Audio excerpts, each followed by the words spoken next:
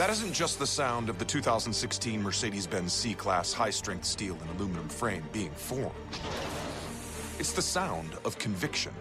Conviction that created a lighter, quicker, and more efficient C-Class, whose beautiful form commands attention, while its more powerful, fuel-efficient engine demands to be driven. This is what conviction sounds like. Now, discover what it feels like in a 2016 Mercedes-Benz C-Class. Ferocious, I want your heart, I want to eat his children.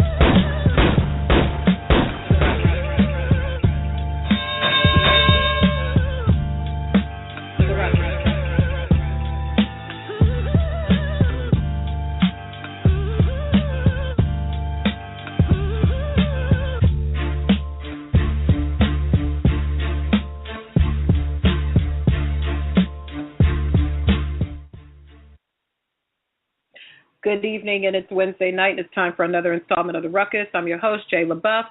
On the deck with me, Ryan Bivins. Back for another week of boxing talk, a slow week in boxing. Fights happening overseas this weekend. Not too much news breaking in the media, but we are here as we are every Wednesday night, ready to talk to you about the sweet science. If you'd like to call in and talk with me and Ryan, 718-508-9852, or you can tweet your questions to me at JetHang or at Ryan Bivins, Bivins with an I, not Bivins with an E, or at Sweet Boxing or at The Bad Culture, and we'll take your questions, comments, and concerns. On the boxing menu this week, like I said, not too much, kind of a slow week in boxing. We are awaiting, Jesse Hart is on deck this weekend. We'll talk about that during the show. We will talk about this weekend's fights. We will talk about last weekend's fights, but busy if you're a boxer, but a slow week in terms of mainstream news. So with that, I will bring in my illustrious co-host, Mr. Ryan Bivins. What's the good word from Philadelphia today, Ryan Bivins? Oh, it's okay here in Philly. It's been raining a lot lately, though, and I kind of been under the weather. Ugh, that's no good. But you are here, and we are going to talk about it. Well, we're going to talk about what we can talk about. So let me just take a quick scan of the news. To be honest with you listeners, I didn't plan a real agenda this week. Been a crazy week for BC and a slow week for boxing, so I'm not going to lie, I'm a little bit lazy this week, but I'm here anyway. Looking at some of the news stories, same old that's been in the news, Jesse Vargas, Tim Bradley, that whole triangle that's going on, more Canelo Khan talk. I mean, it's just not too much going on. Some more fights named, and we'll go over that when Ryan jumps into his news segment, but nothing that's really extraordinarily interesting breaking news per se. Probably the most compelling thing to me was Shannon Briggs popped up in London today. That was pretty funny to me. Has there been anything that's been in the news front that you found particularly interesting, Ryan? Yeah, the people who are facing jail sentences are the most interesting to me. Jane Cox and Celestino Caballero. Caballero especially, he might do 8 to 12 years. Aye. Caballero's the one that had the coke in the car, right? Yep. Man. More coke in the car than he has ever seen a purse. So, I don't know. Like you said, that's probably been the most interesting thing that's been going on this week. Boxing is just... Well, that and the announcement of the highly anticipated rematch between Andre Berto and Victor Ortiz. Jesus Christ. Let's talk about that. Let's talk about this, 5 years after the fact. How many years has it been since their original matchup? It's been a while. I think that was 2011 too? It was a cool last minute. I know I wasn't blogging yet the first time they fought. That's how long ago it was. And we look at these two in their career. 2011. What was I doing in 2011? Probably they were supposed to have a rematch within a year or two after that fight, but I canceled because Berto failed the drug test. Yes, that's right. I do remember that. I don't know. Maybe they were taking the Oscar De La Hoya blueprint and letting the fight marinate. Got to let the fight marinate. Maybe that was the approach they were taking. And since that time, you've got an Andre Berto who had a positive drug test, who had the shoulder issue, who had the molly-whopping that got his eyes all swollen shut. And then you've got the Ortiz era who has quit and been arrested for kicking people at country western concerts and just, bouncing from here to there. So at this point, we talked about it on Monday. Ismail and Bradman Edwards talked about it on Monday. At this point in their career, who has more in the tank? What are your thoughts on that, Ryan? Who got more at this point? I think Andre Berto has more in the tank. I mean, and Victor Ortiz, I just think his jaw has been just so shattered by, Josito Lopez and who was the other guy that knocked him? Collazo was jacking him up too, if I remember Luis correctly. Collazo. Yeah, I mean, Luis Collazo was just like not even a formidable opponent anymore, and he was still able to run over him. So Berto, I mean, as you saw, he's not that good anymore, but he still hits hard enough to knock out Josito Lopez. So I figured Ortiz is in trouble. I just don't think he can take a punch anymore. Do you think that Ortiz is going to actually show up and fight, or do you think he's going to quit? Will he quit? Yeah, he'll probably quit. Yeah, he's probably going to quit. I mean, but he'll be fighting for a while. Like it'll be like fun until Ortiz quits, I think. But yeah, the quitting is inevitable. Yeah, that's just a matter of time. I'm excited to see that fight will be happening here in Los Angeles. So you best damn believe I will be there for all the shenanigans that will ensue surrounding that fight. For those of you who don't recall, Victor Ortiz won their first matchup, and it was for the WBC World Welterweight title. Can you imagine that? Ortiz was the world welterweight. He was like the guy. He was supposed to be like Oscar's heir apparent. Hey, maybe he Oscar had should that stop fight with Mayweather, remember? That actually did like very, very good at the box office. It was like 1.25 million pay-per-view. That's a lot. Yep. Victor Ortiz was supposed to be that guy, but unfortunately for Vicious, it didn't pan out that way. And following that fight, with the Floyd fight, and we know what happened with that, and then Josecito, and then Collazo, and then Manuel Perez. Manuel Perez, I think I was at that fight. He didn't look great in that fight either. He he looked okay. I was in that fight. It was in Vegas. It was on the undercard of something, and he actually looked halfway decent. Unfortunately, there was only about 50 people in the arena to see it go down, but I mean, you can't judge Ortiz based on that. In his last fight, he fought against. They've regressed Ortiz in opposition so much. It's like obviously he's going to look good. He's former world champion. It's like the same thing with Roy Jones Jr. When you put him in there with the cab drivers and people that just have absolutely no credentials in boxing, he can still look good even though he's pushing 50. Yeah, true. He who's going to train him for this fight? He had gone over to Joel Diaz down there in the desert. Looked like that didn't pan out too good. When he first went down there, right after that was Bradley Media Day. I think it was when Bradley was going to fight Rios. I can't remember who Bradley was going to fight, but I went to that media day and we asked Joel Diaz some questions about Ortiz, and he wasn't pulling any punches then. And that was over a year or so ago. So I don't know. Maybe he should just quit. Maybe he should just quit altogether and focus on face lube and commercials and things like that, and being in movies. What do you think? Does he have? Yeah. Should he continue to fight? In your opinion? No, he should stick to movies. I think Ronda Rousey should too. Even though she's got to come back now because the person that she beat twice is world champion again. But some people are just meant for the motion picture industry, I think. And I think when they were fighters because they were hungry. Like they came from nothing, and they when they finally made something of themselves and got famous, got money, it just the drive to be a great fighter is just gone, and they should just move on. A friend of the show, Ismail Abdul Salam, says that Danny Garcia might be an option to put the winner of Ortiz-Berto out of their misery. Aww. I could see them doing something like that. I hope that's happen. It probably will, though. I mean, we know we're not going to get Garcia Thurman.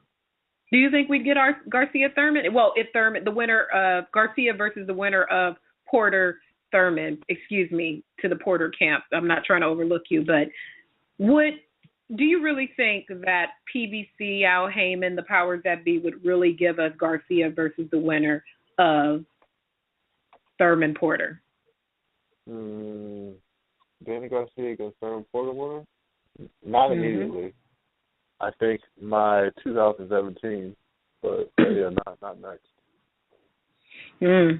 I don't think so either. I think they're trying to stretch it out as long as they can, and I don't know. I might have to agree with Ismail. We might see these shenanigans, Garcia versus the winner. Can you imagine Danny Garcia versus Victor Ortiz? Should Victor Ortiz beat Andre Berto? Just the nonsense that would surround that promotional thing. Angel would be ridiculous. Ortiz would be even more ridiculous, and Danny would no longer be Puerto Rican anymore. Again, because he represents all Latinos. That's what he said. Yeah. All Latinos. Whatever. I don't know. Danny, he's getting a bad rep. People seem to think he fights all the easy fights. It's a bad look for Danny. There was an interview recently. I don't know who put it out. Maybe it was Fight Hype. I can't remember what source put it out, where they were interviewing Danny, and Danny was saying something to the effect that I beat 3 of the 4 people who are in the May card, so just on that he should get Mayweather, if I remember correctly. I'm going to have to go back and watch the video, but I saw some tweets, or I saw something about that. It's been a busy week. All of a sudden, that's interesting. Danny Garcia, he's been put on the carpet a lot of times over the last couple of years asking about a fight against Floyd Mayweather, and he and Angel have been adamant they don't need that fight, they don't want that fight. Oh, yeah, it would be a blessing if we got that fight, but we don't need that fight. But now, all of a sudden, they should get that fight. What's going on? What's going on in Philly? Is the lineup too crisp? Floyd is just itching to come back. He can't help it. He just can't, What else? I mean, if you look at his, Instagram posts and Twitter posts, the guy just looks bored. Like he takes the pictures of himself sitting with money all by himself. It's just like I couldn't agree more. He's bored. He needs to holler at me. I'll show him how to spend some money. You know what I'm saying? I don't even need that much. He should come on the show and do the show with us. Maybe he might have fun doing that. Anybody who's listening to the show who can holler at Floyd, tell Floyd to come on and rock the ruckus with us. He probably would be good at it. He would say that we are doing a tremendous job here on the show, and that, we have a strong team, and Ryan is a young, strong co-host. And he would say that I am amazing, and he is a big fan and supportive of women.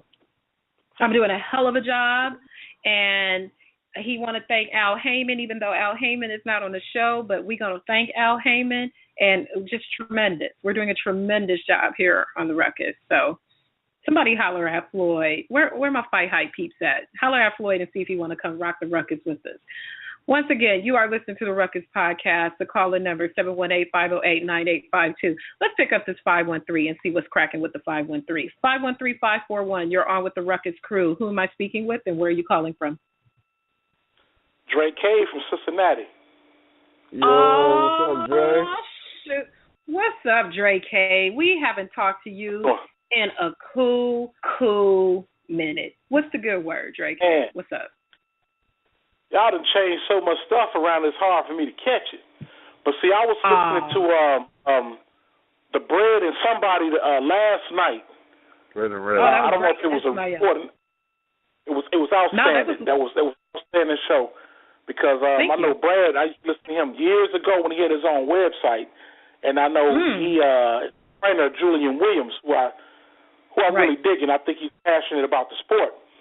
But the reason why I called in, I have to disagree with the situation with what y'all was saying with Victor Ortiz, because he in movies, and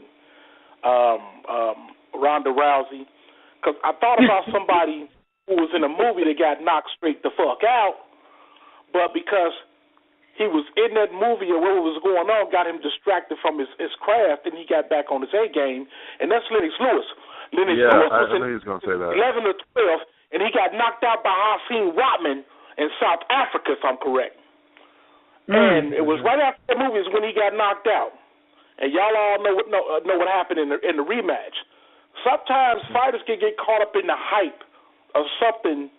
I think it's an ego thing.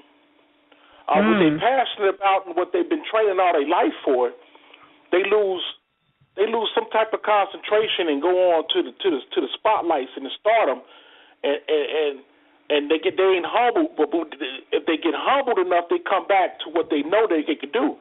And I'm gonna tell you, I believe Victor Ortiz got Andre Berto's fucking number. I think Andre Berto is a shot fighter. I think he's been babied, and I wouldn't be surprised. It's like with Tyson and Evander Holyfield. If they fall 10 times out of 10, Evander Holyfield, because of the style he got, he's going to beat Mike Tyson. Well, Mike Tyson could possibly knock out Riddick Bowe, who Evander Holyfield had the most trouble with. But, styles make fights. But I believe that just like how Lennox Lewis was distracted with that movie, Ronda Rousey could have been distracted with what she had going on with Holly Holm. You see what Miesha Tate did to Holly Holm. And Ronda Rousey beat the shit out of Miesha Tate twice. Styles make fights, and maybe she took Holly Holm for granted, like with Victor Ortiz. I wasn't really impressed with what Victor Ortiz did in his last fight, but he won. But sometimes styles make fights. I don't really get that confident in Andre Berto. For some reason, I read some shit where he said that he's a better fighter because of the Floyd fight. How could Floyd? I mean, the fight was horrible to me. The fight was totally fucking horrible. Just like the McDonough-Floyd fights, the second fight was totally horrible. I mean, I don't see how. I mean, either you in the Victor Ortiz and Andre Berto fight, it's whoever got the better chin in that fight is going to win that fight. Period. Because they both think it goes to take distance, punches. or you think it's going to end early? No, somebody get knocked out. So I believe somebody's getting knocked out because I believe neither one of them got a chin. I mean, what was that? Andre Berto got stopped. Was that Soto Caras? Yeah. Was it Soto Caras? That was in like the 12th round though. After he, but what I'm saying is, he really Andre Berto take punches. Andre Berto take punches. Floyd ain't got the punch that Victor Ortiz got, and Andre Berto got a punch if he can connect. If he hit Victor Ortiz, Victor Ortiz might go to sleep, but I know for a fact that Victor Ortiz hit Andre Berto, he going to sleep. I mean, your chin don't get better. I believe both of them because they're older fighters now, and they're not constantly fighting, that they're susceptible to getting knocked the hell out. I mean, it's like when Roy Jones fought Antonio Tarver, he got knocked out. He turned around and fought Glenn Johnson too soon. I mean, just like I think it was Brett, like what Breadman said, it's the truth. When you get knocked out the way you got knocked out, you need to lay it down for a minute. That's why I commend Roberto Duran. After he fought Marvin Hagler, he fought Thomas Hearns and got knocked out. I think it was the second round or something. But you look at Roberto Duran, though, oh my goodness, there's certain fighters that could just, if they take the time out and listen to their body, just because you get knocked out don't mean nothing, just like Lennox Lewis. That's why Lennox Lewis is one of my favorite heavyweights of all time, because he avenged every loss that he had. Oliver McCall, Hasim Rotman, and Evander Holyfield. And what's amazing is with Oliver McCall and Hasim Rotman, he not only beat him, but he knocked them out when he got knocked out by him. In our day and age, that just don't happen. It don't happen. You don't get knocked out by multiple people and come back and knock them out. In our era, I ain't talking about back in the 1800s. Who can you name besides Lennox Lewis done something like that? Maybe we'll get lucky. Maybe we'll get a double knockout. I'm telling you right now, don't be surprised. I know Andre Berto is going to be probably the favorite in that fight, but it would surprise me if Victor Ortiz knock his ass out again. He didn't knock him out the first time. The first time was a decision. Was it a decision? Yeah. What am I thinking about? Victor Ortiz knocked somebody the hell out. I can't think who it is. But let's that was see. a knockdown. Let me look at the flash. Yeah, Ortiz. Yeah, Berto I went down in round 1. Ortiz down in 2. Both fighters down in 6. Hey, with the Soto Karass fight, didn't Berto complain about a shoulder injury? Or it was something? His shoulder's really messed up. Like he had like a very, very bad torn rotator.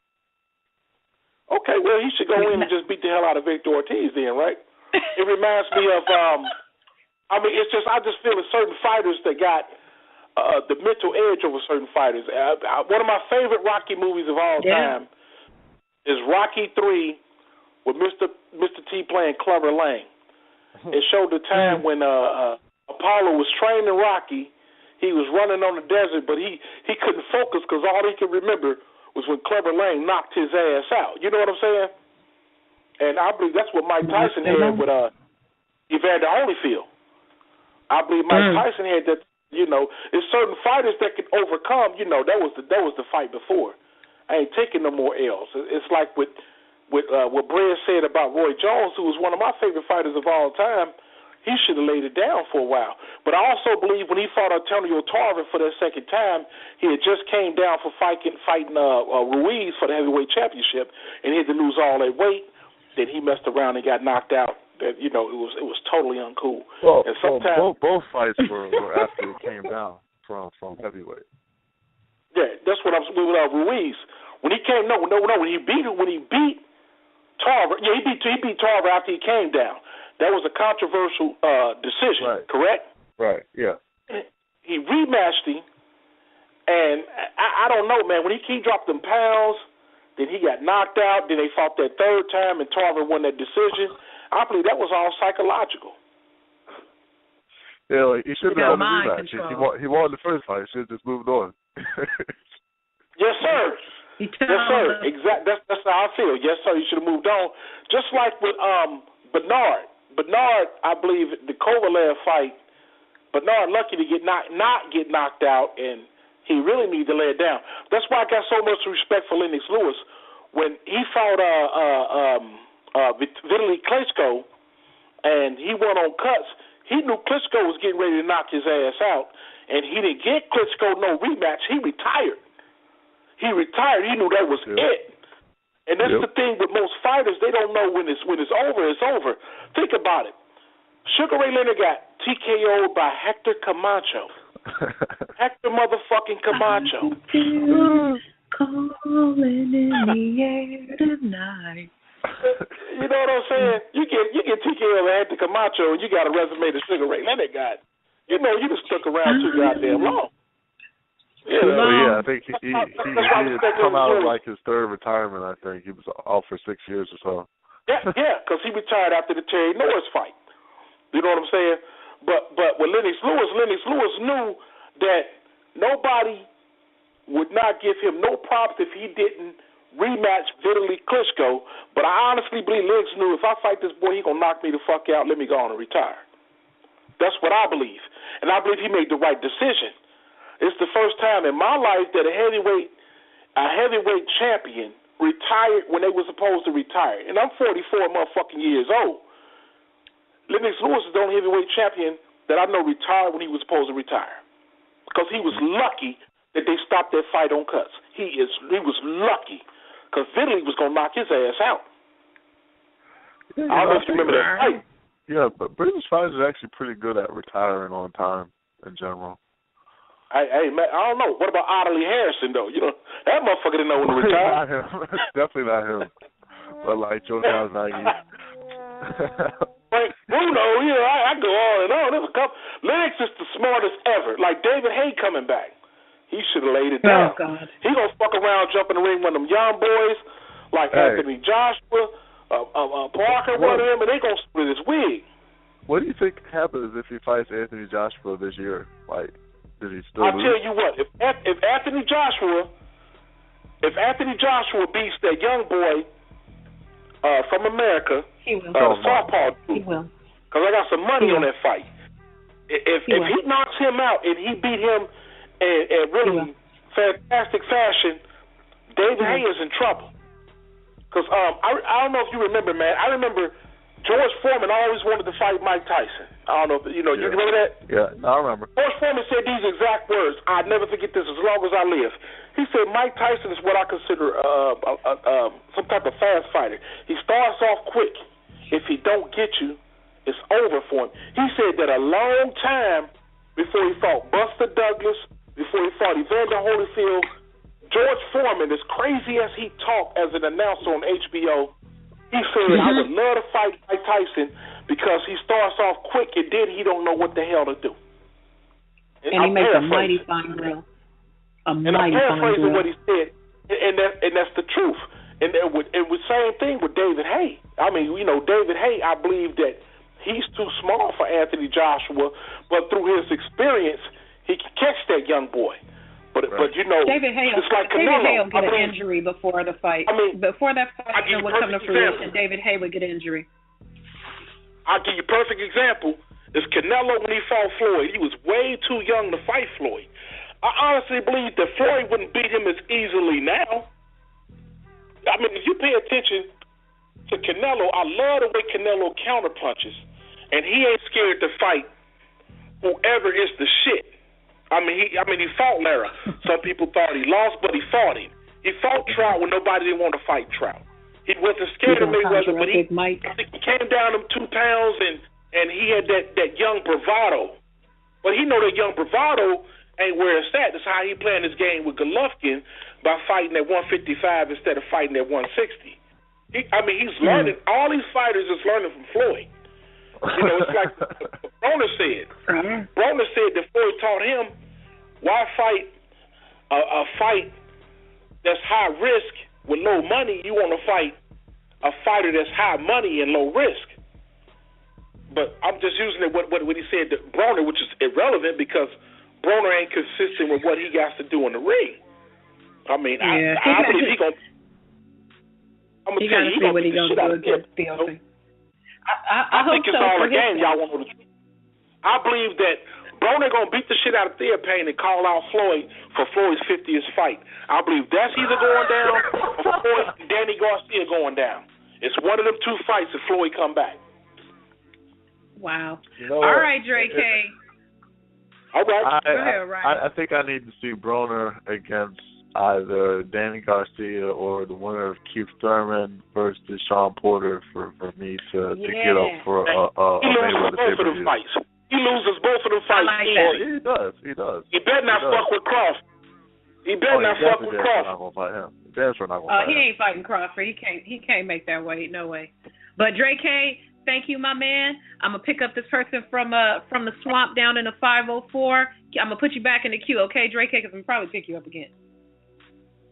Let's see what's cracking in Louisiana. 504-231, you're on with the Ruckus crew. Who am I speaking to? I know you're calling from Louisiana, but who am I speaking to? This is Atu. I had to make sure you wasn't my cousin. What's up? What can we discuss with you this evening on the Ruckus? Oh, well, these upcoming fights on Showtime and, the few calls they got on PBC is coming up. I see some exciting fights coming. What are you most looking forward to? I'm looking forward to the Santa Cruz. The Santa Cruz and plus the Keith Thurman Porter fight finally happened. So let me ask you, let me see where you are as a boxing fan. Are you one of these boxing fans that are, I hate Al Heyman? Do you love Al Heyman? Do you not care? You just want some fights on? What kind of a boxing fan what kind of a consumer are you? I just want some fights. It don't matter. You just want some fights. I just want some fights. All right. I just want some fights. Okay. All right. So we got this big Showtime schedule that got rolled out last week. Steven Espinosa pretty much pulled his schlong out and banged it on the table like, take that. Here's all the good fights. Boom, to take us through the closing of the year. Of the fight schedule, you say you're looking forward to the Santa Cruz fight the most. Let's talk about the fights that are coming up pretty soon. We got Bradley Pacquiao coming up. We got Wilder. Canelo Khan coming up. We got Wilder, Povetkin on the horizon. We've got Anthony Joshua versus Charles Martin on the horizon. You know, which is most compelling of those to you? Hold up, I got a question. Who is Leo Santa Cruz fighting? He's fighting Jesus. I think no, Jesus. That's Abner Mars. Abner Mars is fighting. No. Now that's a good fight. Hey, Cuellar, that's a bad boy right there. That's a bad boy. But Santa Cruz is fighting. The Irish There you guy, go. Carl Felton. Oh, Yeah. Frampton. Oh, yeah, I don't think that one's official yet. But hopefully. Yeah, it's not official, but they say they fight. Word. So, so you said the Santa Cruz Frampton fight. That's the one that you are most looking forward to. I'm looking forward to that one. Plus, I'm looking forward to the Joshua Martin and Parker fight. Anthony Joshua and Charles Martin. Yeah. Who takes that? I'm looking forward to that. I think Martin will pull it out. I think he may pull it out if he fight a smart, have a good game plan. He could pull it out. Turn the light on for me. What? Not a Wendy Cake radio. What do you think? Hold on. You know, for the fight with Anthony Joshua versus Charles Martin, you know, I'm talking a little bit reckless and stuff, but I don't know. Charles Martin just seems like he has really poor balance, really poor footwork, you know, but he is a big guy, and he could pack a punch. We didn't really get to see too much of him in his last fight because the kid he was fighting had the calf injury. So I couldn't really. Exactly, he broke his back. Spinal. He blew his knee out. He just had it recently. His back is broken. So I can't really. That was the first time we were really going to see Charles Martin in like a legit step up fight. Yeah. So I don't know. What do you think, Ryan? What are your thoughts on that matchup? I saw a few of his fights, and you know there wasn't no big names he fought or nothing like that, but I saw, you know, I like his jab and stuff, but like, now this is gonna prove against but Joshua. don't make it too big. When he fights Joshua, you're gonna really find out if he really got something. Yeah, I know he can punch, and I know Joshua's chin is a little questionable, so that's the kind of the big surprise in that fight. You know, will Joshua's chin hold up when he gets touched? Because we did see him get touched in his last fight. It was a little rocky there for a few moments. Yeah. That Dylan White fight went on pretty long, like 7 or 8 rounds, if I remember correctly. That was a pretty competitive fight. It was a good fight for Joshua, so, you know, it'll be interesting. Looking at their respective careers, they're both pretty young guys. Who do you think has the more difficult? Who has a better resume? I'm going to ask Ryan that question first because I know Ryan is a consumer. Ryan, who has a better resume?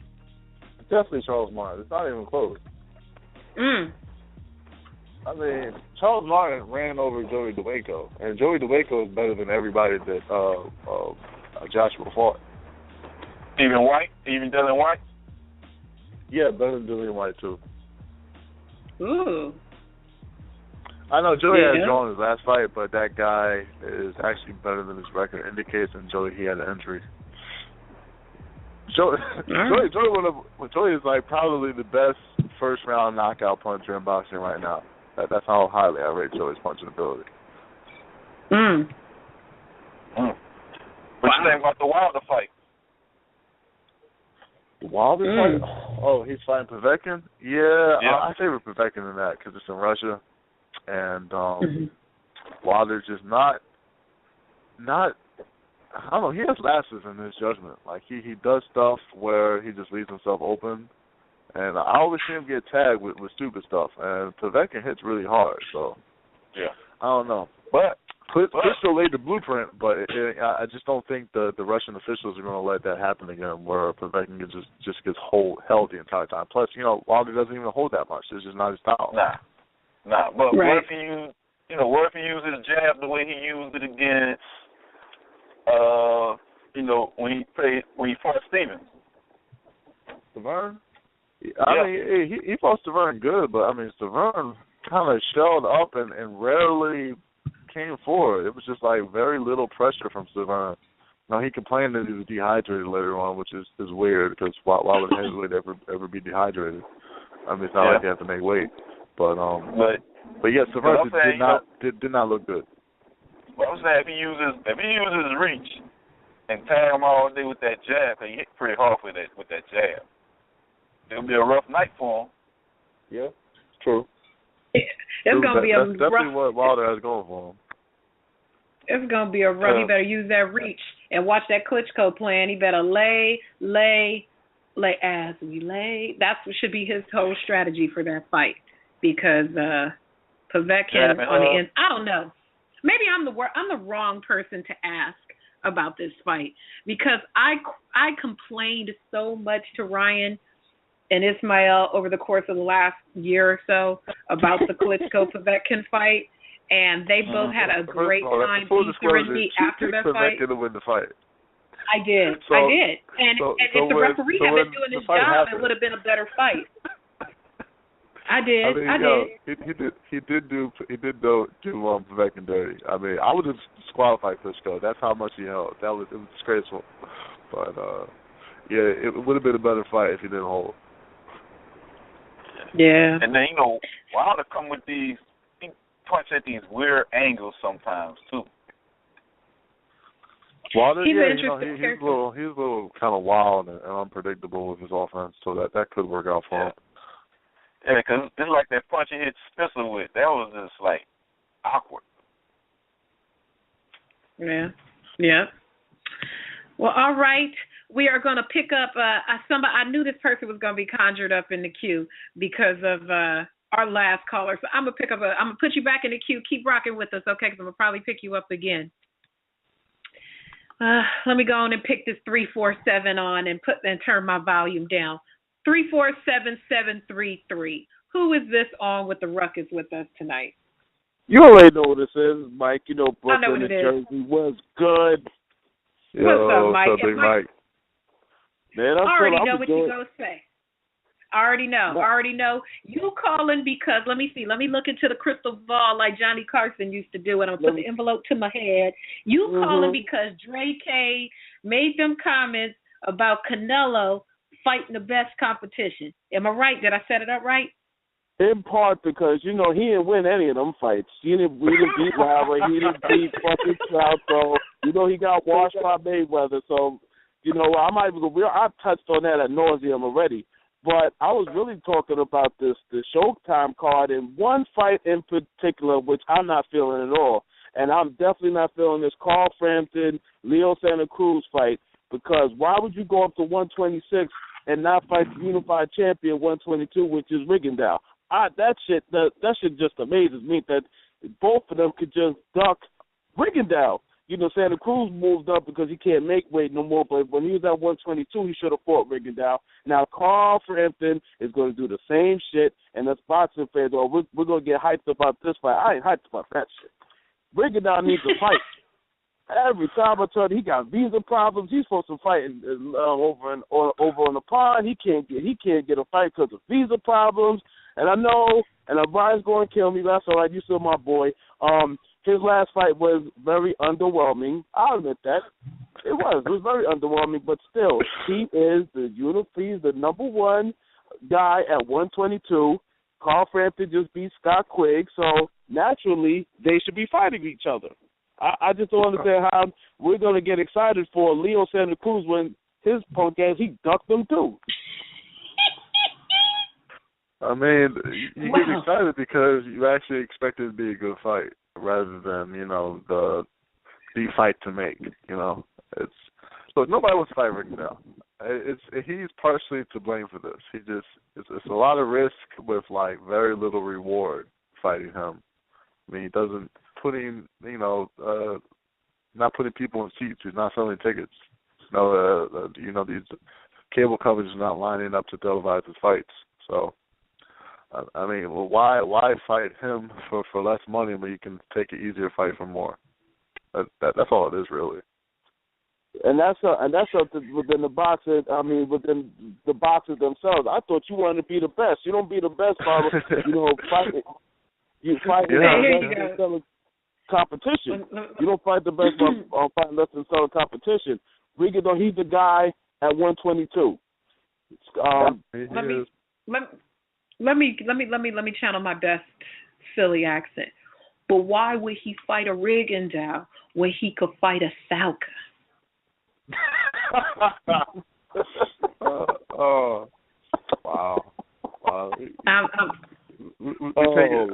That was like half Breadman and half Angel Garcia. I did the best I could. I had to take the West Coast out of it. I couldn't get the West Coast completely out of it. So that was the best I could come up with. That's why they ain't fighting Rigondeaux. Don't nobody want to catch that fade. So, and as much as I was not caring for Donaire, and Donaire talked all that mess, and then he got mollywopped. At the same time, at least Donaire took the fight. It took a while, and it took some goading, but he took the fight. Yeah. Everybody watched Donaire take that fade, and nobody wants to catch that fade from Rigondeaux. That's why he can't get no fight. It doesn't even matter about the style. They don't want to catch the fade. Donaire says a rematch is actually in his priorities. Like, I think he says it's the top priority, actually. A rematch with Rigondeaux. With who? He wants revenge. Donaire wants to fight Rigondeaux again. Go. Yes, he really did that. I'm serious. Wait, hold on. Let me get my shit together. Another guy wants to fight Rigondeaux, too. Zolani Tete from Africa. He wants to fight Rigondeaux. And I truly believe he's serious about that. The thing about Zolani is he recently moved up from 115 pounds, and now he's campaigning at 118. Rigondeaux fights at 122, but I heard that Rigondeaux can come down and weight if need be. So maybe either a catchweight fight or a 118 fight. We'll see. Yeah, we'll see about that. We'll see what happens with that. I don't think Rigondeaux has a belt at 122 anymore. So no reason to actually fight at the weight class. No reason. So, Mike, looking at the fights on the schedule, on the Showtime schedule, which other of those fights, which fights did you look at and say, ooh, that's money. That's money right there. That's some good fights. I like that. Which other I like Wilder Povetkin. We're finally going to see Thurman Porter. I like Gary Russell Jr. He had the heck of a Lomachenko, but he seems like he's back on track. I like the Gary Russell fight because I could set up some other fights for him between 126 and 130. I like that. I mean, Showtime they came out with a bang, and it was funny because today. They got they showing past all the old fights, and I want your take on this. Do you think Gerald McClellan will beat all these other middleweights today? That was one. Oh, yeah. He was one of my favorites. Definitely, like everybody except like Triple G. Like I could see it going either way, but everybody else, I say yeah. Like I wouldn't even second guess it. Ryan, I need a sound clip of you saying, because this is the worst middleweight division since the Pilgrims landed on Plymouth Rock. This is the worst middleweight division since the Great Depression, and we were on bread lines. This is the worst middleweight division since the bombs were dropped on Hiroshima. I mean, these are all true statements, but that's not what I said. So, yeah, that's what we got. Well, you know what? Since you brought up Thurman Porter, Mike Money, did you have a chance to, and Ryan, you might have been at work, so you might not have got it. Did either of you gentlemen, you fine gentlemen, happen to catch the Sean Porter sparring stream that was on? I did catch that. The exhibition with Leonardo Tyner? Yes. Yep, I watched the beginning of it anyways. I couldn't watch all, the full thing. It's too long. But yeah, it was legit sparring. They were really knocking up in there. What do you think about that? In most traditionally, or at least from what I know, people don't really show their sparring. Like, when you get into your real deal sparring, there's no cameras in the gym. What do you think about a fighter televising their sparring? Well, he was looking forward to fighting Keith Thurman like around the same time, but Keith had an injury, so he just kind of wanted to keep himself in the public light, keep attention on him, maybe more goodwill on his behalf going into their eventual fight. And I guess fighters, they also get anxious to fight. You do all that training, it's like you want to use it for something. So I mean, it's not the big fight that he wanted, but at least he got some fight out there. And he said it was a good way for him to start fresh for this next training camp. Like all that training, like he wanted to use it for something. So hey, stay busy. Mike, as a consumer, is that something you would want to see more of in the future? Instead of having like these full telecasts that are big budget or whatever, whether they're on Bounce TV or what, as a consumer, could you see yourself at home tuning in to watch something like that, like an exhibition like that of talent? Absolutely, definitely as a consumer, because we're all connoisseurs of boxing. We love boxing on varying degrees, and so something like that, of course, as a consumer, I would love to see it, because it's just like, I mean, similar, you look at your podcast, you give a fresh take on the sport of boxing. You guys do things that other podcasts don't do. You keep things fresh and exciting. So something like that, exhibition of sparring, like, was so important that, of course, it's just like a new spin on why we love the sport of boxing. And of course, as a student, I'm gonna watch it. So, yeah, definitely. I like that. What was the most fun about watching the sparring was, I mean, the sparring was cool and all that. The most fun for me was watching it on Facebook and watching not only the comments from the people who were tuned into it, but watching which fighters were logging on to watch it. If you're on Facebook and you have a lot of fighters in your friends list, Facebook likes to tell on you. So when you log in to watch these live streams, it tells you who is joining the stream to watch. And, I just kept an eye to see on it to see who was coming on. And Danny Garcia logged in to watch it. Ishe Smith logged in to watch it. A lot of fighters who say they don't pay attention to certain things, they sure were watching that damn exhibition match. They should have just went onto the ring. If I was Keith Thurman, I would have went, but, sat ringside, had my hair down and everything. But, that's just me. I'm a troll. So, I don't know. Keith should have went. I would have dropped him off. That would have been kind of dope. That would have been pretty funny. So, we'll probably see more of that in the future. Well, Mike, I'm going to put you in the queue. Don't hang up, because we are going to go on to some other topics. Ryan, what shall we move on to? Shall we get right into the news? Because, I mean, there's really not a whole lot out there. Do you want to jump into the news? I actually have a lot of news, honestly. Let's do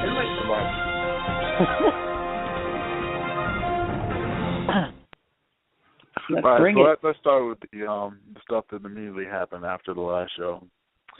Looks like Antonio Margarito and Ramon Indecente Alvarez, who is the older brother of Saul Canelo Alvarez, they're looking at fighting each other in July.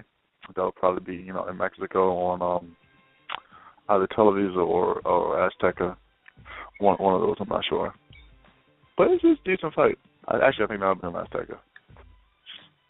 So I guess we get to see if Margarito really is better than his last performance indicated, when he got knocked down by Jorge Paez Jr. It was a bad look. So, Margarito, he should pop his eyeball back into his head like the Terminator. Just pick it up and pop it back on there. Yeah. So we'll see. Mayweather Promotions, they add lightweight contender Sharif Beaujolais to their stable. Beaujolais, he had that win over Ray Beltran back in the day, and then he lost his world title try against Richard Abreu, who's also recently back. He's with the Bella Entertainment now. So yeah. That's what Belgrade gonna start coming out to now that he's with the money. money team. But yeah, Butcher, he's a decent lightweight. Like, the lightweight division not really that good right now, so I would still rate him in the top 10. Dennis Lebedev and Victor Ramirez were added to the Deontay Wilder Alexander Perfection card, which is going to be May 21st in Moscow. Showtime is televising the Wilder Perfection fight. I'm not sure if they're going to show Lebedev Ramirez. That's going to be a cruiserweight unification fight, which should be pretty good. But, hard to get cruiserweights on TV in this country, especially on Showtime. Mm-hmm. Now, as mentioned earlier, former two-division world champion and former top 10 pound-for-pound boxer Celestino Caballero was arrested this past Thursday, caught with 10 kilos of cocaine in his car during a traffic stop. 5 kilos were found in the trunk, hidden inside a toolbox, while the other 5 were found in a plastic bag. The street value of the bust is reportedly $600,000. Caballero was alone in the vehicle and did not resist officers. The arrest has caused Caballero to lose his job as the WBA's deputy director for the Committee for Integral Development and Security of Boxers. Hey, that's what the WBA calls the position. Don't shoot the messenger. Caballero admits to the crime, but he won't implicate anyone else involved. So he's potentially facing between 8 to 12 years in prison. It would definitely be reduced if he just ratted somebody out, but he's not snitching. So prayers for Caballero. He all right. His family, he taking that bid. Yeah. Nah, his family laced up. His wife's probably shopping right now. Yeah, this is probably true. Yeah. Anyways, taking that bid. Cruiserweight champion Gregory Prozd, he was stripped of the WBC Cruiserweight title because he got injured. This is his left hand, and he's not going to be able to fight Junior Makabu for a long time. So Makabu will now go on to fight Tony Bellew for the vacant title. And there might be a rematch between Ebert Troyanovsky and Cesar Cuenca on that card. They'll be fighting for the IBF and IBO super lightweight titles. Adonis Stevenson has a couple options for June 4th. One is Edwin Rodriguez. The other is Lito Alvarez. Rematch with Andre Fanfare was ruled out because they could not agree to the money. This has happened in a lot of Stevenson negotiations. He wants to pay people less than they want to take. So I'm not sure who's to blame there. But yeah, Adonis Stevenson is slowly becoming irrelevant, even though he is the lineal light heavyweight champion. It is what it is. It is what it is. Oh, I don't have I am the champ. I don't have that sound anymore. Oh, well. Anyways, Tsar Glazkov, his knee surgery went well, but he'll still need like 10 months of rehabilitation. Over the weekend, David Lemieux, he was supposed to come back against James De La Rosa, but it got canceled when David came in at 165.6 pounds. The catch weight was supposed to be 163 pounds.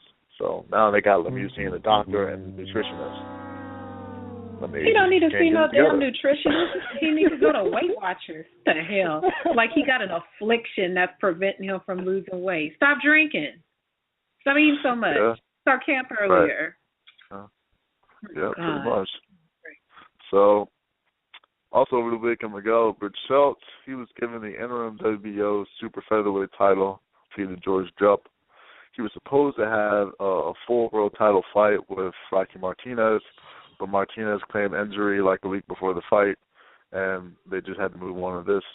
He might fight Martinez, I think, in July now. I think I heard Madison Square Garden. But, yeah, we'll see. Rocky was looking forward to a rematch with Orlando Salido until this WBO mandatory came up.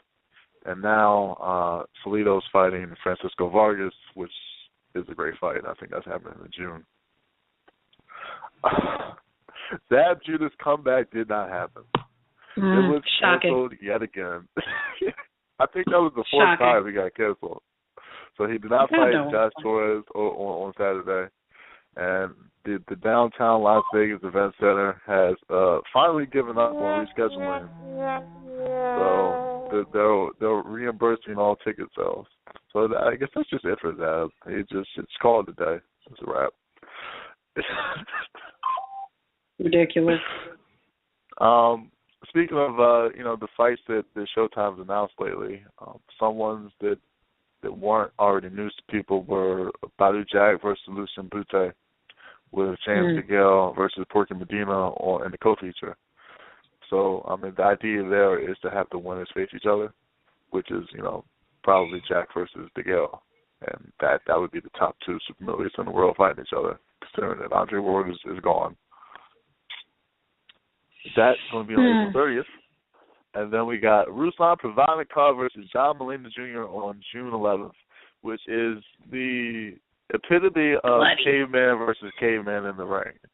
No shit. Oh, my God. It's going to be brutal. Oh, my God. It is really going to be brutal. Like, don't expect a lot of finesse and technique and all the nuances of the sweet science. You're just going to see two guys beating the crap out of each other. A lot of blood. It's going to be fun. It's going to be amazing. It's just going to me, John, you, Ruslan. That's what that's going to look like. My God. It's going to be a bloody-ass mess. Then later that month, Abner Mars he's fighting Jesus Cuellar. Cuellar replaces Fernando Montiel. Montiel was not happy about that. Like they got him against some undefeated prospect now instead. He really got stiffed on that one. He was going to fight Mars, but Thurman pulled out because of injury. So next time Mars sees Thurman walking down the street, he might catch a fade. Yep. Not Mars, Montiel. Next time Montiel sees Thurman. That makes sense. Also on April 30th, we have that Victor Ortiz-Andre Berto rematch on Fox. It's going to be a PBC on Fox card. So you have that, and then you have the Showtime card with Badu Jack and Lucian Bute later on. Heyman's just he's packing April 30th for whatever reason. Yeah. But, at least because it's two Heyman cards that they coordinate time. So like when one event is over, the other one starts. Whereas if it was HBO and Showtime going head to head, they would put it on the exact same time, which is just asinine. Like we're boxing fans. We don't care that you're HBO or you're Showtime. We want to watch boxing. Like putting them on at the same time. Obviously, we can't watch both. I agree. It's ridiculous, and then no one wins, and then no one makes any money because you have to choose. Damn. Yep. Kumbaya, people. A little kumbaya. Be fucking nice, as our friend Lou would say. Be fucking nice. It's not that hard. So, like I talked about last show, former WBA President Gilberto Mendoza Sr., he was in bad health, and he has now officially passed away this past Friday. Lost his battle with cancer, and some prominent figures such as WBA featherweight champion Antonio Esparragosa, promoter Gary Shaw, and current WBA president Gilberto Mendoza Jr. Spoke at his wake on Sunday. So he will be missed. Rest in peace. He was president for 3 decades. Wow. And it kind of, I don't know what kind of news this is, but it's interesting. Rod Salka is apparently running for Congress in his home state of Pennsylvania. Say that again. Okay. Say that again. Is running for Congress in Pennsylvania. That's what I said. Say that again. Oh man, you better vote for him. You better vote for him. Who's he running against? Danny Garcia? Who's he running for? I think he's running unopposed right now. But then it's like another election after that. We need to get him on the show again. Do you know, listeners, true story, if you're listening to the show, until recently, until the Keith Thurman show where we had Thurman, showing out and playing instruments and whatnot, no kidding, our highest rated show ever in the whole time that we've done the Ruckus was a show that Rod Salka was on. Rod Salka and Shannon Briggs. That was our highest rated show. I don't know what the hell was with you guys and Rod Salka. And I have to admit, when he came on the show with us, he sounded good. He sounded confident. He had a real strategy. He just was small as shit compared to Danny Garcia. Man, I wish I lived in Philly. I'd vote for him. Y'all get out there. If you live in the Philly area, you go out there and you vote for him. You definitely, if you're in Philadelphia, you can't vote for him. Like he's like way out west. Oh. Okay, well, Philadelphia, if you got friends way out where he lives, tell them to go vote for Rod Salka or write Ryan in. Ryan, you want to be the congressman from that area? No, I'm good. Okay. Well, if you way out in the cut, y'all go vote for Rod Salka. But speaking of politics, Mike Tyson has endorsed Donald Trump for president. This really happened. Foxy Brown, too. Not even Mike Tyson's children agree with him. Oh, Mike. Mike's a character. Mike, I want to root for Mike. You know, I like Mike. I got nothing but love for him. But come on now. I mean, I get it. Everyone in this country is free to vote. And I'm just ferocious. I want your heart. I want to eat his children. I don't know. Maybe Donald assured him that he could eat someone's children after this. Why? I'm not telling people who to vote for, but you really want to put this hate-mongering bastard in the office? My God. I'm not telling you who to vote for. I'm telling you who not to vote for, and don't vote for Donald Trump. But Mike Tyson, Foxy Brown, why do you think that's a whole nother show. Maybe I'll do another show about that. But Mike Tyson, yes, he riding with Donald Trump. You know, my show with Alan Swire, the Uppercut show, he got into a whole tizzy with I think it's the New Jersey Boxing Hall of Fame. I still got to do the follow-up show on that, where the California Boxing Hall of Fame has broken ties with the New Jersey Boxing Hall of Fame because they voted Donald Trump as their into the Hall of Fame or something like that. It caused a huge rift between California and this other Boxing Hall of Fame, and one of their members was calling me a shill because I let Alan on the show to air them out. I told them they could come on the show too, but yeah, don't vote for Donald Trump. You can vote for who you want, but don't vote for him. Carry on. All right. You know, your favorite show, The Fight Game with Jim Lampley, is just coming on right now. Yes. That's why we're doing the show. Who watches that bullshit? I'm sorry. With all due respect, that show is trash. It's pretty bad. I just saw today that he's apparently bringing on another pretty blonde woman to talk boxing who I've never seen before. Oh, one you haven't seen before. I said I got the job. Yeah, I feel like that. Yeah, I got the job. Blonde woman. When did you become blonde? Not me. I might. You know, I might. But HBO called me with that check. Blonde. I might. I mean, hey, Little Kim did it. HBO called me with that check. I might be. I just might be. Wow. I'm not that wow. Taking shots at Little Kim now. that's Man, Little Kim, shot, Little Kim and Michelle Beadle the same color. They could put Little Kim on this show. So who is this? Anyways. Who is this lovely woman that they're replacing her with? Oh, let me see. The fight game where blonde women can talk boxing.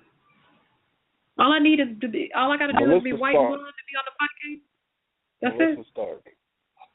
Who's that? I have no idea who Melissa Stark is. But Who? apparently she's going to be talking. Melissa Stark. Like. Who? Melissa Did she play Stark. a sport? Did she play a sport? I've never seen her talk boxing a day in her life. Has she covered any sports?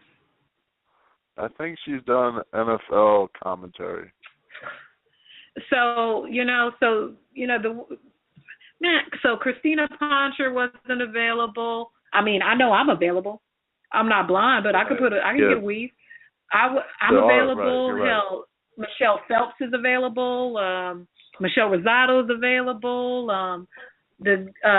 Claudia Trejos is available. So, but, all these women are available, but we're going to go get a woman who ain't never covered boxing in her life. Fuck out of here.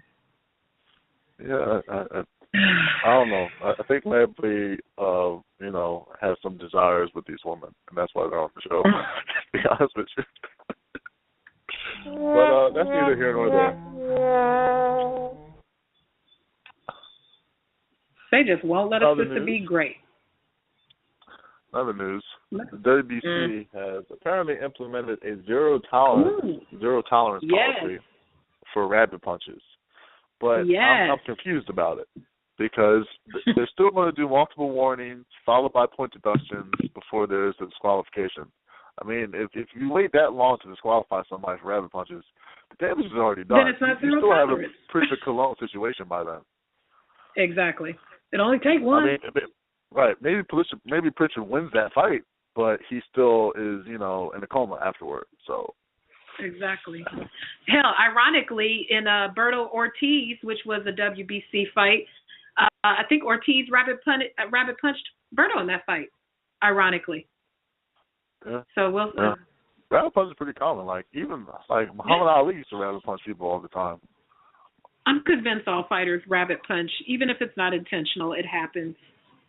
So what about how do you execute the rules? Let's say you've got a fighter who consistently puts their head down, or their head gets pushed down, and a wild looping punch catches them in the back. Do you still consider that a rabbit punch, and do you get warned? And how do you facilitate that type of situation? That's a good question, because all I know is whenever I'm the shorter guy and I'm bobbing and weaving to get under punches, I always get hit in the back of the head.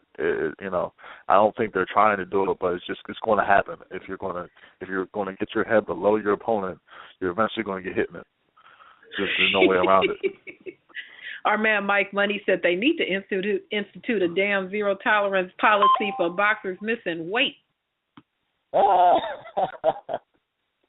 I ain't mad at you, Mike. That's right. That's right. That's right. Oh, I see people in my timeline are watching the fight game. Lampley says Crawford versus Postal is the one that fight fans won at 140. Okay. Well, it is the fight between the top two guys. Exactly. So, yeah. I ain't watching it, though. I'm watching my timeline. The fight game will not be getting my ratings. No, you won't. No, you won't. So, back to... wait a minute. Hold on. Let me bitch about the fight game a little bit more. Didn't the fight game used to come on Tuesdays? Hold on. They did. They really did. They used to come on. Yeah, that's right. When we did the Ruckus Tuesdays, they came on Tuesdays. Yeah. You see how they trolling us? Wow. They really changed the same day to us. That's crazy. Mm-hmm. They trolling, man. They making sure. They said, "Oh no, you know what? We couldn't offer you the job. You're doing your podcast at the same time." I said, "I know, Wow, that's crazy. I didn't even think of that till now. They trolling. They trolling us. Oh well. Back to the news. Back to some real boxing news. Yeah, so like I said, boxing is messing up outside the ring. 20-0 Jamie Cox, who's rated number 4 by the WBO at super middleweight, he was found guilty of assaulting his ex-girlfriend after breaking into her flat. He's over in the UK, so they call the houses flats over there. Apparently, incriminating texts and phone calls were found, and he's due to be sentenced next month. A shame. Yeah. I mean, hey, something to be said for these brain health studies. A lot of that could be attributed. A lot of this behavior could be attributed to that as well. So, what's up with that? Yeah. I don't know. No, you're right about that. That was a big part of that movie, Concussion, which Will Smith did not get nominated for, and they trolled the shit out of him at the Oscars. Yeah. At least Chris Rock did. Yeah, so that's the main boxing. Oh, also Paul Williams. He's coming back to boxing, but he's gonna be a trainer now. He has a junior middleweight prospect, Justin Deloach. That's gonna be his first fighter, and Deloach is fighting the 16-0 Dylan Cook on March 25th. That's a Showbox card. I'm not sure if that fight's televised, but since Paul Williams is there, I'm positive there will be an interview with Paul at some point during the broadcast. Oh, good for him. He has such a good attitude, and he sticks with it. As I continue my live trolling of the fight game, they're announcing apparently their top 5 guys.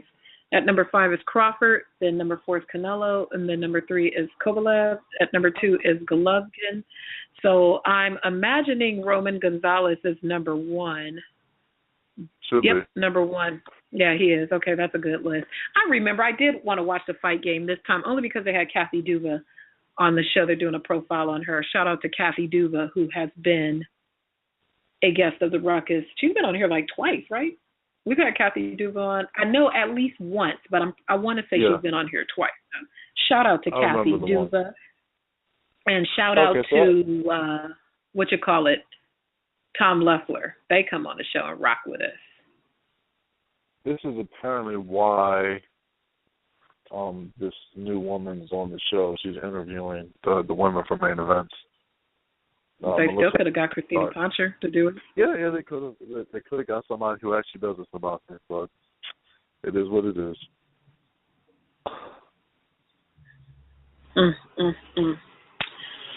Yeah, well, hey, yeah.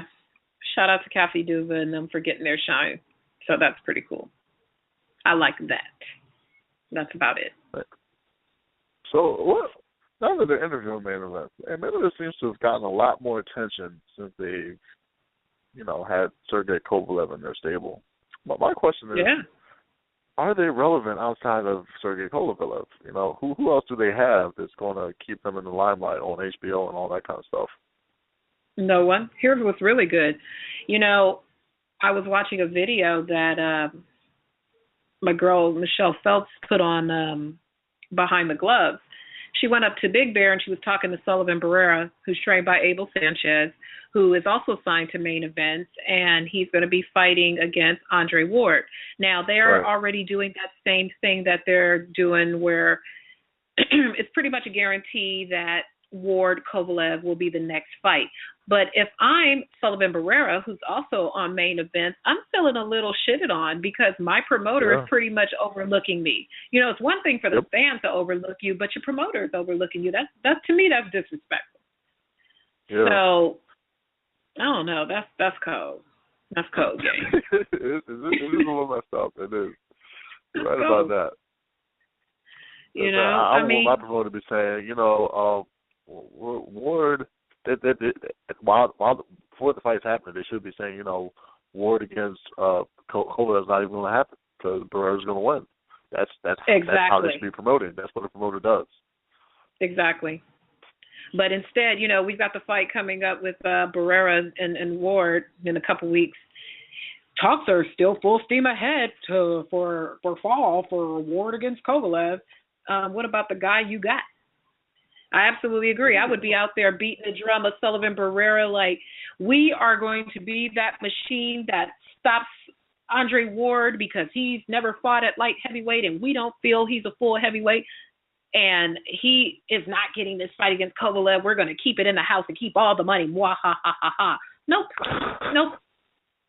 Not at all. That is not it. Cold game. See how your promoter doing? That's your promoter. Y'all have the same promoter. Cold. That's cold.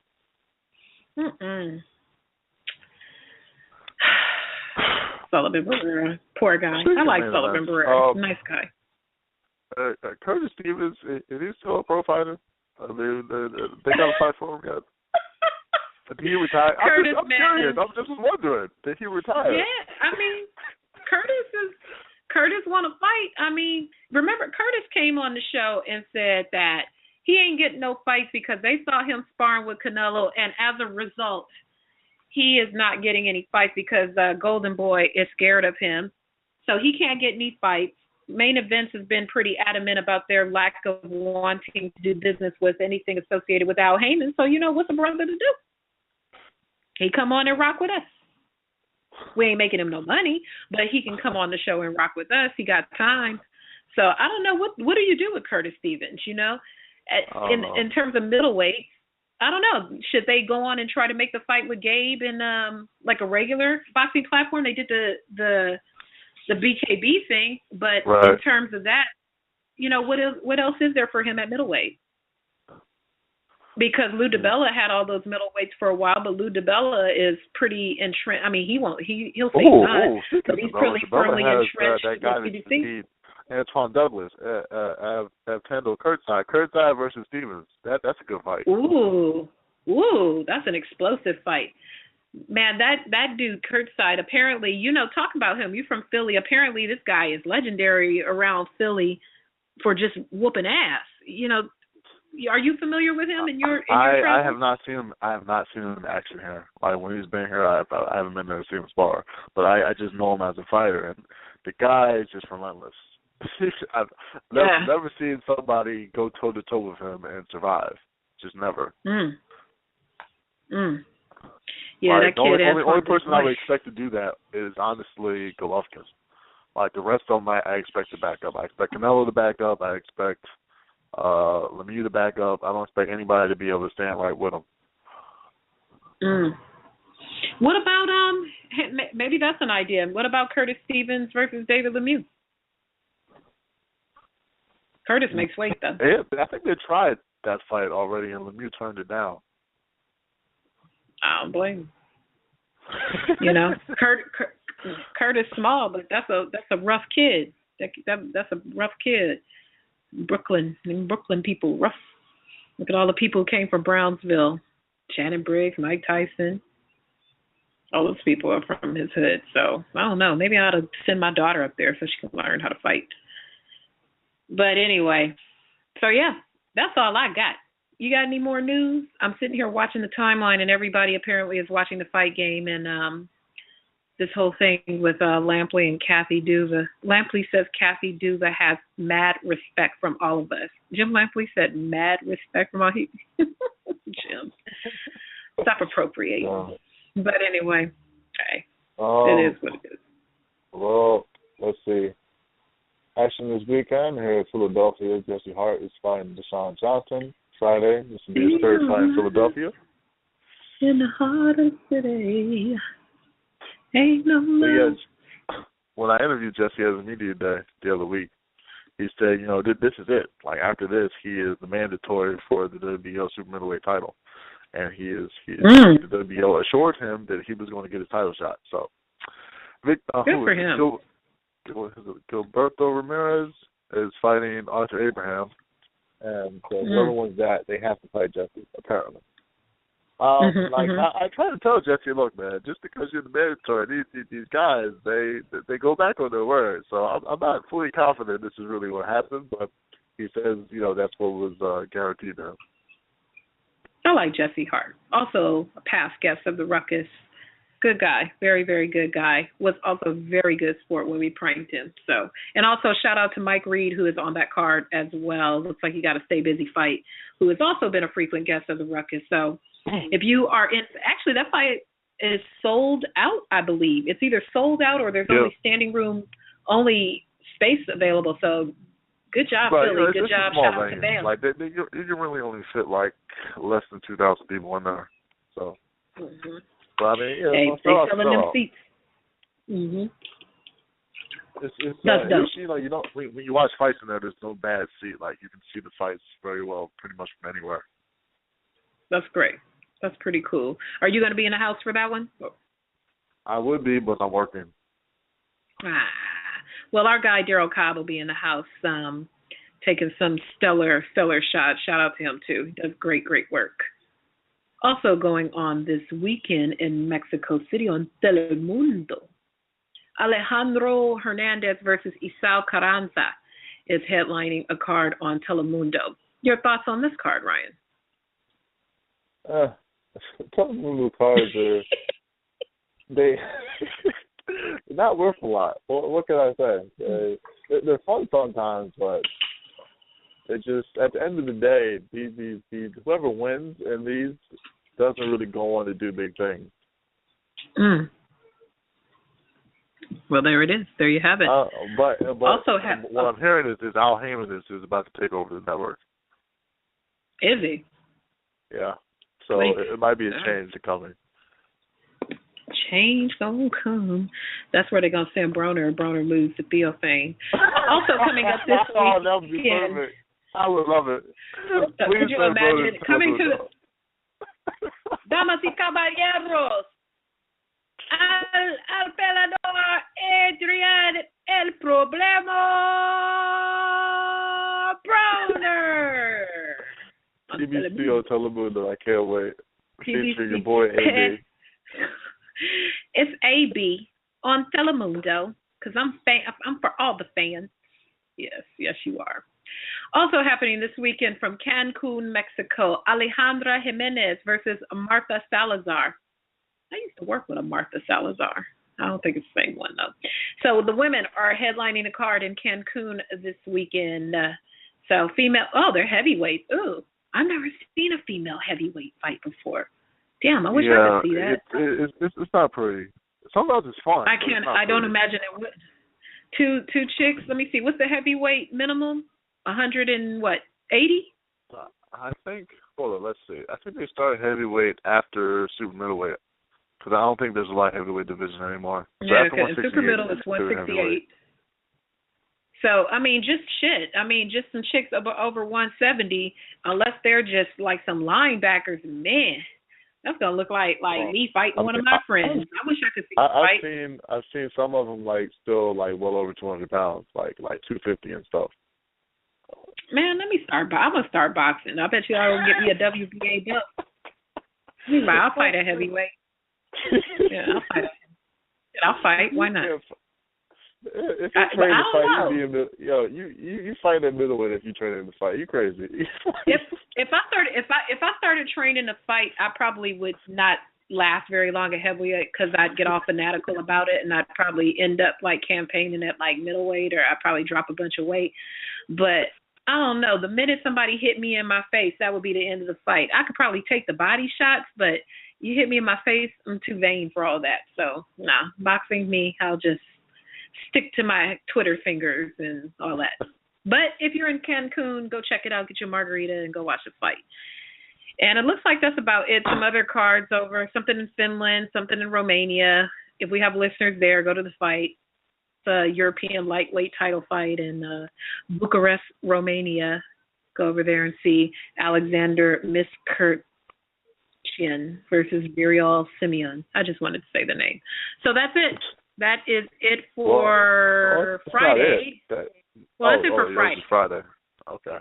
And on Saturday on Unamas, we've got Juan Diaz versus Fernando Garcia, but Mike Alvarado, the Mike Alvarado? Yes. Is that the Mike Alvarado? Yes, the dope fiend Mike Alvarado. He's back. Wow, man, I wonder if his piss is going to test good. Mike Alvarado is in the co-feature on this card against Saul Corral on Unamas from Houston. Interesting. So if you're in Houston, go see, get some meth. I don't know. Yeah, what I'm most interested in is Juan Diaz. He's in about year 97 of his comeback, and he still hasn't fought anybody. I'm just wondering when it's finally going to happen. I don't know. He chipping away at that debt little by little because he's probably going to get 10 racks for this fight. So, he give 2 to the trainer. He take home about a rack, put that on the visa, and get ready for the next one. I just hope Top Rank doesn't feed him to somebody. But you know who I'd like to see him fight? Because I think he would beat him. If they had him fight Felix Verdejo, I still think he'd beat Verdejo right now. Really? Felix Verdejo got to fight somebody. You can only fight so many hairdressers. He's cute, and I know they want to make him Tito, but Tito fought people, so they need for him to fight somebody. But he is cute. Yeah. Wepa. That is a fight that I would like to see. Also this weekend from Atlantic City, New Jersey, Thomas LaManna is in the main event with Tommy Rain one in the co-main feature. I swear to God, don't it seem like Thomas LaManna fights every month? It seems like every time I turn around, I'm getting a press release with Thomas LaManna on a card. He's been pretty busy. Tommy Rain one. I'm cheering for Tommy Rain one, and I'm gonna tell you why. I'm cheering for Tommy Rain one because when I went to Vegas for Canelo Cotto, Tommy Rain one brought me a coffee. So just on that alone, and if you don't know how bad I wanted that coffee, that man brought me a coffee. You don't know me from Adam, but he brought me a coffee, and for that reason, I hope he wins every fight he's ever in. Thank you, Tommy Rain, forever and ever. I hope he wins. I don't care if he's fighting a parking ticket. I want him to win every fight he's ever in his life because I needed that coffee that morning. So God bless him. So also on this card is Isaiah Seldon. And the cool thing about Isaiah Seldon, well, not so cool, but just interesting. I was at his last fight where he lost to Lee-Cam Byfield. That was back 2013. I interviewed him before the fight. We were like talking about his future, this and that. And then he went on to lose the fight, and then he apparently retired. It was like, wow. Like, I'm glad I interviewed him before, not after. Right.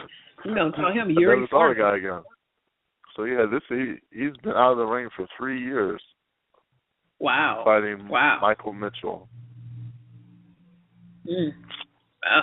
It's a cool little card. If you're in LA, if you in the mood to travel to Atlantic City, go on over there. It's probably pretty reasonable too, because from what I hear, Atlantic City's pretty dead now. So go on over there. Daryl Bunting. Daryl Bunting, has he been on the show with us? Yeah. No, why would Daryl Bunting be on the show? I fought him in my last fight. Oh, that's right. That's where I know the name. That's where I know the name from. I was like, why do I know that name? Yeah, I hope Daryl Bunting get his ass beat. Daryl ain't winning. Daryl Bunting getting that work. Actually, you know what? Guess what? Jesse Hart, he was at my fight with Daryl Bunting, and after he saw the fight, they called in Daryl Bunting to be a sparring partner for him in this training camp, and I think he said he stopped him, and then Daryl didn't come back after that. See, Jesse, he's merciless in sparring. Like he will really stop you. Like he don't give a fuck. Like he'll stop you even if he has to tase you for the sparring. we ain't cheering for Daryl. Daryl losing. Come on, Daryl Watkins. Daryl versus Daryl. Come on, Daryl Watkins. You're gonna win this fight. Also happening this weekend. Daryl's a nice guy though. I mean, he's just delusional if he thinks he beat me. That's just not reality. But other than that, yeah, I hope he does well. All right. From South Africa, from Kempton Park, Hecky Butler versus Byron Rojas for 12 rounds for Butler's WBA strawweight title. We should have had Doug Fisher on this segment to talk about that. That's probably the best fight this weekend. Oh, okay. I don't know where you would watch it or how you would watch it, but that's going on in South Africa. So if you got the plug, then, hey, that's the fight of the weekend. Hopefully, and while Ryan is looking that up. Oh, I forget about them that they actually show stuff. And then also, if you're in Copenhagen, Denmark, Mickey Nelson versus Merkel Larghetti. I like his name. It looks like spaghetti. So that is the fight roundup for this weekend. Ryan is looking to see if Hecky Butler's fight is on. I saw there was an article on it on Boxing Scene. Did they have anything? No, I'm not seeing a television outlet. Like maybe Bein Sports will show something. I know it's probably on Super Sport in South Africa, but if we pick out Super Sport, it'll either be through Box Nation or it'll be through Bein Sports, or maybe AWE, but AWE definitely not because they would have announced it by now. All right. Well, cool. Well, there you have it. That is we've gone through the news. We've gone through the fight schedule for the weekend. Before we wrap it up for the night, Mr. Bivins, do you have any closing thoughts for the good of the order? April Fool's, Adrian Broner's fighting. I should be a fan. And I think the best April Fool's prank would to not tune in. If there was absolutely zero people that watched the fight on TV, I think that would be the greatest possible April Fool's joke, because the fight is a joke, and I think we should treat it accordingly. Yes. Shout out to All In Boxing. If you follow him on Instagram, that dude is dope. His latest creation was Adrian Broner on a Walmart bag. So follow All In Boxing on Instagram. That man is so talented. He moves in anonymity. The crap he pulled in Walmart was just straight disrespectful. This kid just has no class. Absolutely no class. You don't need no change. Why the hell is your ass in Walmart anyway then? Get the hell out of here. Fuck out of here. But at any rate, yeah, shout out to All In Boxing. I know what you look like now. You think I didn't know who you were at the media day. I know who you look up. I know who you are now. Because All In Boxing never shows his face because he's out, always putting his art all over the city, but I know what he looks like now. So, yeah, follow him on Instagram. He's dope. Okay, everybody, that's it for this week. Thank you for listening to us rambling and clowning around and having fun. But like the olden days. Shout out to Mike Money, Dre K, and our listener from Louisiana. Thanks for calling in. Thank you, Ismael, for holding us down on Twitter. We'll be back on Friday. Well, I'll be back on Friday with Michelle with the Morning Punch-In Show. So make sure you tune into that on Friday morning at 9 a.m. Pacific time. Ryan and I, and probably Michelle too, will be back next Wednesday with another installment of the Ruckus.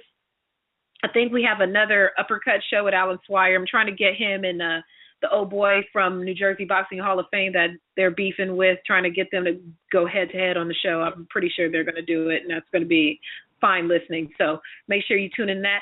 Please, please, please, please subscribe to my YouTube channel. Please subscribe to my YouTube channel. You can go to badculture.net, click the icon it's black and it says badculture.net on the right column. It will take you to the YouTube page. Please hit subscribe. My child's future depends upon it. So make sure you subscribe. Visit badculture.net, and thanks for listening in, and have a great night. And I still don't like the fight game. This is Harold Letterman, and thank you for listening to Bad Culture Radio.